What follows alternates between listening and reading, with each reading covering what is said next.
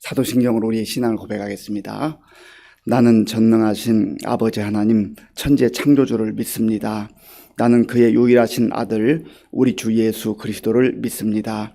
그는 성령으로 잉태되어 동정녀 마리아에게서 나시고 본디오 빌라도에게 고난을 받아 십자가에 못 박혀 죽으시고 장사된 지 사흘 만에 죽은 자 가운데서 다시 살아나셨으며 하늘에 오르시어 전능하신 아버지 하나님 우편에 앉아 계시다가 거기로부터 살아있는 자와 죽은 자를 심판하러 오십니다. 나는 성령을 믿으며 거룩한 공교회와 성도의 교제와 죄를 용서받는 것과 몸의 부활과 영생을 믿습니다. 아멘. 하나님께서 오늘 우리에게 주시는 말씀은 잠언 7장입니다. 구약 성경 916쪽 잠언 7장 말씀을 교독하겠습니다. 내 아들아, 내 말을 지키며 내 계명을 간직하라. 내 계명을 지켜 살며 내 법을 내 눈동자처럼 지키라. 이것을 내 손가락에 매며 이것을 내 마음판에 새기라. 지혜에게 너는 내 누이라 하며 명철에게 너는 내 친족이라 하라. 그리하면 이것이 너를 지켜서 음녀에게 말로 호리는 이방 여인에게 빠지지 않게 하리라. 내가 내 집 들창으로 살창으로 내다보다가 어리석은 자 중에 젊은이 가운데에 한 지혜 없는 자를 보았노라. 그가 거리를 지나 음녀의 골목 모퉁이로 가까이 하여 그의 집 쪽으로 가는데 저물 때 황혼 때 깊은 밤 흑암 중에라. 그때에 기생의 옷을 입은 간교한 여인이 그를 맞으니 이 여인은 떠들며 완악하며 그의 발이 집에 머물지 아니하여 어떤 때에는 거리 어떤 때에는 광장 또 모퉁이마다 서서 사람을 기다리는 자라. 그 여인이 그를 붙잡고 그에게 입맞추며 부끄러움을 모르는 얼굴로 그에게 말하되 내가 화목제를 드리어 서원한 것을 오늘 갚았노라. 이러므로 내가 너를 맞으려고 나와 네 얼굴을 찾다가 너를 만났도다. 내 침상에는 요와 애굽의 문이 있는 이불을 폈고 모략과 침향과 계피를 뿌렸노라. 오라 우리가 아침까지 흡족하게 서로 사랑하며 사랑함으로 희락하자. 남편은 집을 떠나 먼 길을 갔는데 은 주머니를 가졌은즉 보름날에나 집에 돌아오리라 하여 여러 가지 고운 말로 유혹하며 입술에 호리는 말로 꿰물어 젊은이가 곧 그를 따랐으니 소가 도수장으로 가는 것 같고 미련한 자가 벌을 받으려고 쇠사슬에 매이러 가는 것과 같도다. 필경은 화살이 그 간을 뚫게 되리라. 새가 빨리 그물로 들어가되 그의 생명을 잃어버릴 줄을 알지 못함과 같으니라. 이제 아들들아 내 말을 듣고 내 입의 말에 주의하라. 네 마음이 음녀의 길로 치우치지 말며 그 길에 미혹되지 말지어다. 대저 그가 많은 사람을 상하여 엎드러지게 하였나니 그에게 죽은 자가 허다하니라. 그의 집은 스올의 길이라 사망의 방으로 내려가느니라. 아멘.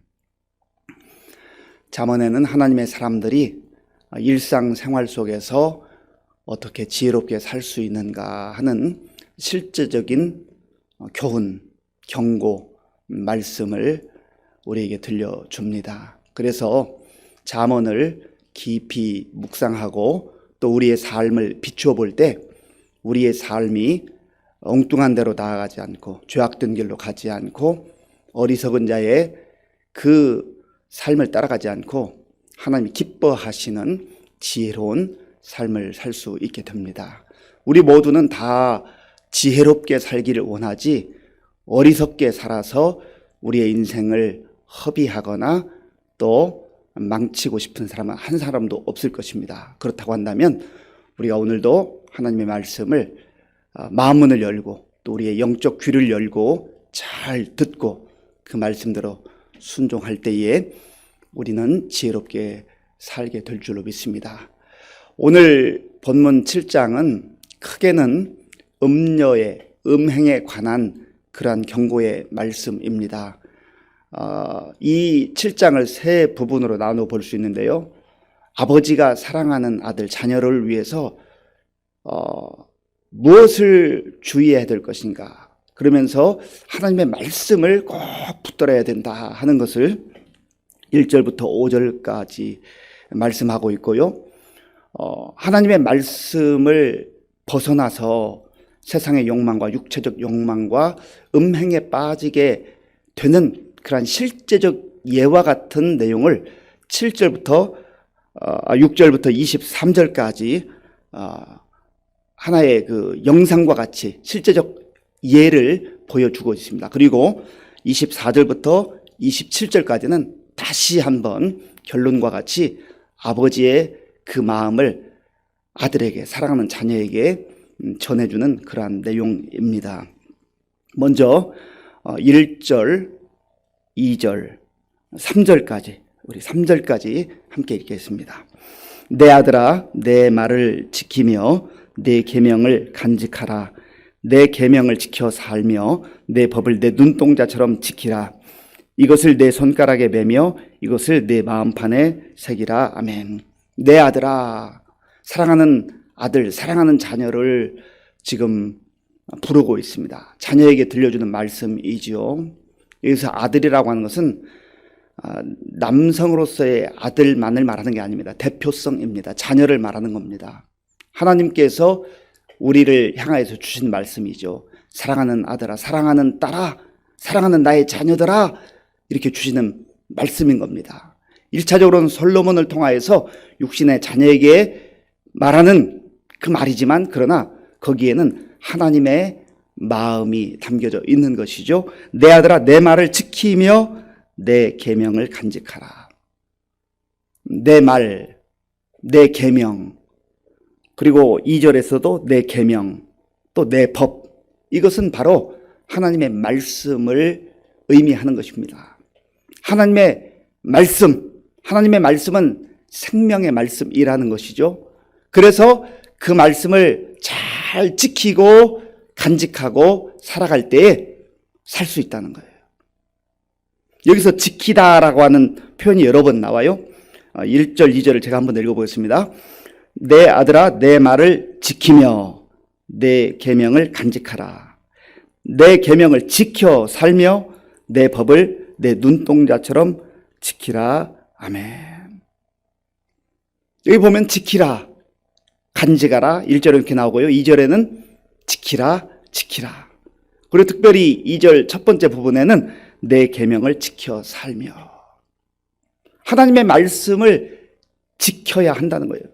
하나님의 말씀을 지킨다고 하는 의미는 잘 듣고 마음에 간직하고 그 말씀대로 순종하며 살 것을 말씀하는 거죠. 그래야 살 수 있다는 거예요. 여기서 지켜 살며라고 하는 것은 하나님의 말씀을 잘 귀담아 듣고 마음에 새겨놓고 그 말씀대로 순종하는 삶만이 진짜 사는 것이다. 그게 진짜 생명 있는 삶이라 하는 거예요. 그게 값진 삶이라고 하는 거예요. 우리가 육체적 생명을 가지고 살아가지 않습니까? 그런데 살기는 살아도 하나님의 말씀과 상관없이 사는 삶은 진짜 사는 게 아니라는 거예요. 그 제대로 사는 게 아니라는 거예요. 깊이 그 내용을 들여다보면 그것은 고통, 그리고 늘 갈급함, 갈망, 부족함, 그런 삶이라는 것이죠. 그래서 다윗이 고백하지 않습니까? 여호와는 나의 목자시니 내게 부족함이 없으리로다. 육신의 눈으로 보면 완벽한 세상이 아닌데 어떻게 부족함이 없겠어요? 다윗도 얼마나 많은 고생을 했습니까? 많은 어려움을 겪었잖아요. 그런데 여호와 하나님으로 인하여서 만족하는 인생, 정말 사는 것 같은 인생을 살았다는 거죠. 제대로 살았다는 것이죠. 복된 삶을 살았다는 것이죠. 여기에 진정한 삶의 의미가 있는 것입니다. 이 하나님의 말씀이 얼마나 소중한지 내 눈동자처럼 지키라.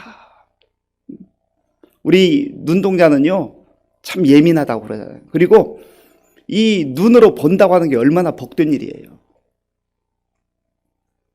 보지 못하면 얼마나 세상이 답답하겠습니까? 그런데 이 눈동자처럼 하나님의 말씀을 소중하게 간직해야 한다는 것이죠. 3절에는 이것을 내 손가락에 매며 이것을 내 마음판에 새기라. 이 말씀에, 하나님 말씀의 소중함을 다시 한번 강조하고 있습니다. 내 손가락에 매며, 손가락에 맨다고 하는 것은 마치 결혼한 부부가 언약으로서의 반지를 끼고 있는 그런 모습을 연상케 합니다. 평생 그 약속을 잊지 않겠다는 그런 의미 아니겠어요? 손가락은 우리가 매일 사용하는 그러한 사용하면서 보는 거잖아요. 그러니까 하나님의 말씀을 잊어버리지 말라. 그리고 외형적으로 보이는 것만 아니라 마음판에 새기라. 마음판에 새기라. 우리의 속사람도 우리의 겉모습도 하나님의 말씀으로 그렇게 세워나가고 하나님 말씀 앞에 서게 될 때 그때에 세상의 어떠한 유혹으로부터도 우리가 이겨나갈 수 있다는 겁니다. 그러면서 이 하나님의 말씀, 하나님의 법, 하나님의 계명을 이제 4절에서는 지혜와 명철로 다시 한번 표현하고 있습니다.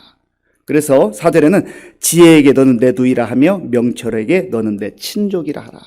그러니까 내 말, 내 계명, 내 법, 이 모든 내용들을 이제 지혜와 명철로 다시 한번 요약하면서 이 하나님의 말씀, 지혜와 명철의 말씀을 손가락에도 메고 마음판에 새기며 순종하며 살아갈 때 지혜로운 삶을 살 수 있다는 거예요. 특별히 지혜의 한 부분에 있어서 음녀에게로부터 우리가 보호를 받을 수 있다. 그렇게 오늘 본문 말씀합니다. 자, 본문 5절 말씀, 5절을 함께 읽겠습니다. 그리하면 이것이 너를 지켜서 음녀에게 말로 호리는 이방 여인에게 빠지지 않게 하리라. 아멘. 하나님의 말씀을, 지혜의 말씀을, 명철의 말씀을 손가락에 메고 마음판에 새기고 지켜 행하라고 하는 이유는 그래야만 음녀로부터 오는 유혹, 뿌리치기 어려운 이 유혹을 이겨낼 수 있다는 거예요. 그렇지 않으면 다 넘어진다는 거예요. 그러면서 이 아버지가 이제 들창으로, 창문으로 벌어지는 광경을 마치 봐라, 내가 너에게 실제로 시청각 교육을 할게. 하나를 보여줄 테니까 잘 봐봐 하면서 6절부터는 23절까지 그 내용을 이제 보여주고 있습니다. 자, 본문 7절 말씀, 7절을 같이 읽겠습니다. 어리석은 자 중에 젊은이 가운데 한 지혜 없는 자를 보았노라. 어리석은 자, 지혜 없던 자. 어리석은 자, 지혜 없는 자에 대해서 지금 말하고 있는 거예요. 그러니까 그 앞에 1절부터 5절까지 하나님의 말씀, 하나님의 계명, 생명의 말씀, 지혜와 명철의 말씀과 동떨어져 있는 이 어리석은 자, 하나님의 말씀을 간직하지 못하고 그저 눈에 보이는 대로 자기의 감정에 따라서 본능적 욕망에 따라 살아가는 지혜 없는 자가 어떻게 죄 가운데 물들어가고 빠져가는가 하는 것을 보여주고 있는 것이죠. 그가 가는 그 길, 유혹의 길로 나아가는 그 환경이 중요한데요. 자, 본문 8절을 제가 읽어보겠습니다. 그가 거리를 지나 음녀의 골목 모퉁이로 가까이 하여 그의 집 쪽으로 가는데, 이 어리석은 철부지 같은 살이 분별하지 못하는 지혜 없는 이 젊은이가 어디로 향하여 간다고요? 음녀의 골목 모퉁이로 가까이 하여. 환경이 참 중요해요. 그런 환경이 어떠한 환경인지도 분별하지 못하고 지금 자기가 멸망의 길로, 파멸의 길로 가는 것도 알지 못하고 방향을 알지 못하고 이게 생명의 길인지 멸망의 길인지를 분간하지 못하고 그 길로 육체적 본능에 따라 간다고 하는 것이죠. 언제요? 시점도 중요해요. 9절에서는 이렇게 말합니다. 저물 때, 황혼 때, 깊은 밤, 흑암 중에라. 아멘. 저물 때, 황혼 때, 어두움이 이제 찾아올 때. 어두움은요, 성경에서는 죄와 연관돼서 나올 때가 참 많아요. 어두운 세상, 죄악된 세상, 죄를 상징하기도 하죠. 어두울 때에는요, 잘 안 보이잖아요. 원래 있는 것도 잘 안 보여요. 여기는 실제적 어두운 그 밤을 의미하기도 하고 영적 어두움의 상태를 의미하기도 합니다. 어두운 곳으로 자꾸 가는 거예요. 범죄가 백주 대낮에도 일어났다, 이런 기사들을 보게 됩니다. 그러니까 웬만해서는 낮에는 잘 일어나지 않는다는 거죠. 그리고 실제 범죄가 일어나는 그 통계를 보면 어두울 때 밤에 훨씬 더 많이 일어납니다. 왜냐하면 사람들이 안 볼 거라고 생각하거든요. 사람들이 못 볼 거라고 생각하거든요. 그러니까 자기 본능에 따라서, 욕망에 따라서 그렇게 행동하는 때가 바로 어두운 때다. 바로 이 어두운 때 젊은이가 어디로 간다고요? 음녀의 골목으로 다가가고 있다. 그런데 거기에 기생의 옷을 입고 유혹하는 여인이 있는데, 이 여인이 이 젊은이에게 다가와서 얼마나 감언 이설로 달콤한 말로 유혹하는지 몰라요. 원래 유혹하는 것은 달콤하죠. 달콤한 거 조심해야 됩니다. 거기에 독이 있는지, 거기에 뭐가 있는지 알 수가 없어요. 그런데 달콤하니까 덥석 받아먹는 거죠. 여기에 문제가 있다고 하는 겁니다. 자, 이 여인이 어떤 여인입니까? 10절과 11절 같이 읽어보겠습니다. 그때에 기생의 옷을 입은 간교한 여인이 그를 맞으니 이 여인은 떠들며 완악하며 그의 발이 집에 머물지 아니하며. 그러니까 뒤에 보면은 이 여인은요, 여기는 기생의 옷을 입었다고 했지만 이 기생이 아니에요. 남편이 있는 여인입니다. 그런데 육체적 욕망에 사로잡혀서 이 여인도 지금 거리를 헤매고 있는 거예요. 12절에 보면 어떤 때에는 거리, 어떤 때에는 광장, 또 모퉁이마다 서서 사람을 기다리는 자라. 하나님 없이 사는 인생은 이리저리 기웃거리면서 자기의 육체적 욕망을 채우기에 급급하다는 거예요. 이 여인이 살아가는 삶의 그 정황, 환경을 엿볼 수 있는 부분이 있는데요. 16절, 17절인데 제가 읽어보겠습니다. 16절, 17절. 내 침상에는 요와 애굽의 문이 있는 이불을 폈고 모략과 침향과 계피를 뿌렸노라. 아멘. 그러니까 지금 이 집에 가보면 이러한 어떻게 보면 의리의리한 화려한 그런 환경 가운데 사는 여인이에요. 그런데도 만족이 없는 거예요. 하나님 없이 사는 인생, 욕망을 따라 사는 인생은 여기에 만족이 없는 거예요. 끊임없는 쾌락과 더 강도가 높은 자극을 그렇게 찾아 헤매는 거죠. 어두운 밤에 이리저리 헤매는 이 여인의 모습. 이 모략과 침향은 원래 그 향기를 내는 향품입니다. 그런데 참 놀랍게도 여기에서 우리에게 깊이 연상케 하는 것은 이 모략이라는 것은 또 장례식 때도 죽음의 그 현장에서 사용되는 물품이기도 해요. 그러니까 이 욕망을 따라 사는 삶, 이것은 죽음을 향하여 나아가는 삶이라는 것을 여기서 또 은연하게 보여주고 있는 것이죠. 그러면서 이 여인이 젊은이에게 지금 남편이 은을 가지고 저 멀리 여행을 갔으니까 아마 보름경에 나올 것이다. 뭐 열흘이 남았는지 또 2주가 남았는지 모르겠지만 시간이 넉넉하니까 나하고 이제 우리 집에 가서 육체적 욕망을 나누자, 그런 거죠. 그 내용이 21절에 있습니다. 여러 가지 고운 말로 유혹하며 입술에 호리는 말로 꿰물어. 고운 말로, 여기서는 아주 달콤한 말로 유혹하며 입술에 호리는 말로 꿰물어. 감언이설, 오만 가지 감언이설로 얘기하는 거죠. 여러분, 사기꾼들의 특징이 뭔지 아십니까? 아주 달콤한 말을 누구보다 잘한다는 거예요. 혹 하고 넘어가게끔 얘기하는 거예요. 이거 분별하지 못하고 따라가면 그 말 들으면은요, 그 인생 망가지는 거 아니겠어요?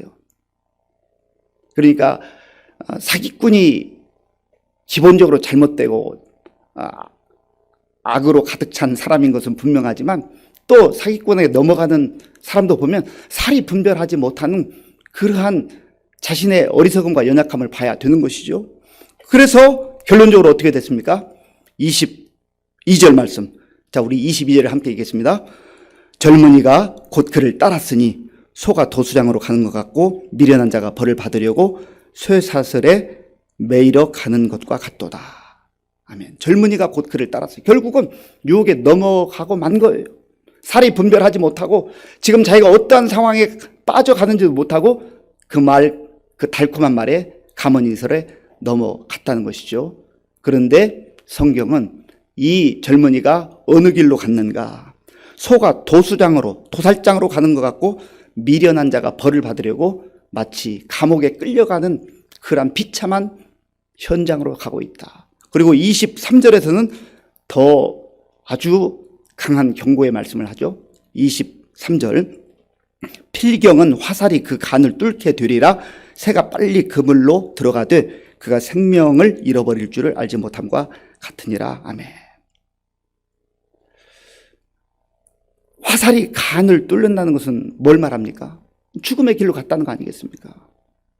그래서 하나님께서는 그 자녀들에게 하나님의 말씀을, 하나님의 계명을 마음에 간직하고 또 손가락에 마치 반지를, 언약을 상징하는 그 반지를 맨 것처럼 메고 살아야 된다. 그래야 산다 하는 것이죠. 그리고 지혜와 명철 가운데 살아야만 이 유혹으로부터 벗어날 수 있다고 하는 겁니다.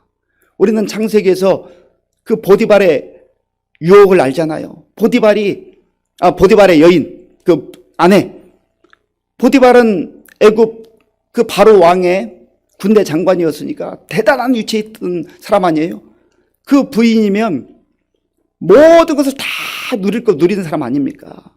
그런데도 마치 여기에 나오는 이 음녀처럼 요셉을 유혹하잖아요. 그러니까 하나님 없이 사는 인생은요, 아무리 많은 것을 가지고 있고 세상 권세를 다 누려도 만족이 없는 거예요. 그때에 요셉이 어떻게 그 유혹을 뿌리칩니까? 오늘 여기 본문에 등장하는 이 젊은이는 그 가문이설에 속아 넘어가서 그를 따라갔지만 요셉은 내가 어떻게 하나님께 득죄하리이까? 내가 어떻게 하나님께 득죄하리이까? 그래서 시편 119편 9절에도 이렇게 말씀하고 있어요. 청년이 무엇으로 그 행실을 깨끗게 하리이까? 주의 말씀을 따라 삼갈 것이니이다. 아멘. 세상의 욕망으로부터, 육체적 욕망으로부터 우리가 벗어날 수 있는 길, 유혹을 이길 수 있는 길은 다른 거 아니에요. 내 의지를 이길 수 있는 게 아니에요. 하나님의 말씀이 내 심령 가운데 새겨져 있을 때, 말씀을 따라 살아갈 때, 또 하나님으로 만족한 인생을 살아갈 때, 하나님의 사랑을 받아 누릴 때 세상의 욕망으로부터 우리는 벗어날 수가 있다고 하는 겁니다. 그래서 24절부터 27절까지는 다시금 내 말을 듣고 내 말에 주의하라. 그래야 산다. 그래야 산다. 그렇게 말씀합니다. 사랑하는 성도 여러분, 오늘 우리는 세상에서 많은 유혹 가운데 노출되어 있습니다. 내가 내 힘으로, 내 의지로 이길 수 없어요. 그래서 하나님의 말씀을 내 손가락에 메고 내 가슴판에 새겨 넣어야 합니다. 그리고 그 말씀 가운데 순종하고 주께서 주시는 그 은혜와 사랑을 받아 누리게 될 때 세상에서 얻을 수 없는 만족과 기쁨을 얻게 되는 것입니다. 이러한 은혜로 오늘도 유혹이 많은 세상 속에서 그 가문이설에 넘어가지 말고 말씀으로 승리하는 저와 여러분들 될 수 있기를 간절히 바랍니다. 기도하겠습니다. 아버지 하나님 감사합니다. 하나님께서 은혜를 베풀어 주셔서 오늘 우리에게 새로운 날을 주시고 하나님의 자녀로서 또 하루를 살아갈 수 있는 은혜를 베풀어 주셔서 감사합니다. 하나님, 세상은 죄가 관영하고 수많은 유혹이 우리를 넘어뜨리려고 다가옵니다. 주여, 오늘도 말씀 붙들고 주님 안에서 만족하며 주님 안에서 기뻐하며 그 유혹을 이겨나가는 우리 모두가 되게 하여 주시옵소서. 예수님의 이름으로 기도하옵나이다. 아멘. 주기도문으로 예배를 마치겠습니다. 하늘에 계신 우리 아버지, 아버지의 이름을 거룩하게 하시며 아버지의 나라가 오게 하시며 아버지의 뜻이 하늘에서와 같이 땅에서도 이루어지게 하소서. 오늘 우리에게 일용할 양식을 주시고 우리가 우리에게 잘못한 사람을 용서하여 준 것 같이 우리 죄를 용서하여 주시고 우리를 시험에 빠지지 않게 하시고 악에서 구하소서. 나라와 권능과 영광이 영원히 아버지의 것입니다. 아멘. 오늘 우리에게 주신 말씀을 생각하면서 하나님, 정말로 하나님 말씀과 상관없이 사는 인생, 하나님과 상관없이 사는 인생은 세상에서 끊임없는 유혹을 받을 수밖에 없고 또 그 유혹에 넘어질 수밖에 없다는 것을 우리가 인정하고 시인하고 하나님의 말씀을 마음판에 새기고 또 말씀 듣고 순종하고 주께서 주시는 영원한 기쁨, 영원한 만족으로 살아가게 하여 주옵소서 기도하시고요. 또한 나라와 민족을 위해서 기도할 때 오늘은 대통령 선거 본투표가 있는 날입니다. 많은 국민들이 참여해서 우리에게 꼭 필요한 이 시대에 필요한 지도자 선출할 수 있도록 기도하시고 또 코로나 확진자가 폭증을 했는데 하나님 정말 은혜를 베풀어 달라고 기도하시고 또 우크라이나에서 여전히 전쟁의 그 참혹 속에 죽어가는 우리 우크라이나 백성들 긍휼히 여겨달라고 또 전쟁이 속히 끝날 수 있도록 도와달라고 기도하시고 산불도 이제 빨리 진화될 수 있도록 기도하시고요. 우리 교회와 성도님들을 위해서, 환우들을 위해서 우리 김은영 권사님의 부친 목사님께서 어제 시술 스텐트 삽입 시술을 하려고 했는데 여러 가지 여건이 허락하지 않아서 시술을 못했습니다. 앞으로 아마 약물 치료를 해야 될 것 같은데 연세가 많으신데 하나님 도와달라고 기도하시고요. 우리 군 복무 중인 청년들 또 선교사님들에서 같이 기도하겠습니다. 아버지 하나님 감사합니다. 하나님께서 은혜를 베풀어 주셔서 오늘도 우리에게 새로운 날을 주시고 하나님 말씀 듣게 하시고 말씀 붙들고 기도할 수 있도록 인도하여 주셔서 감사합니다.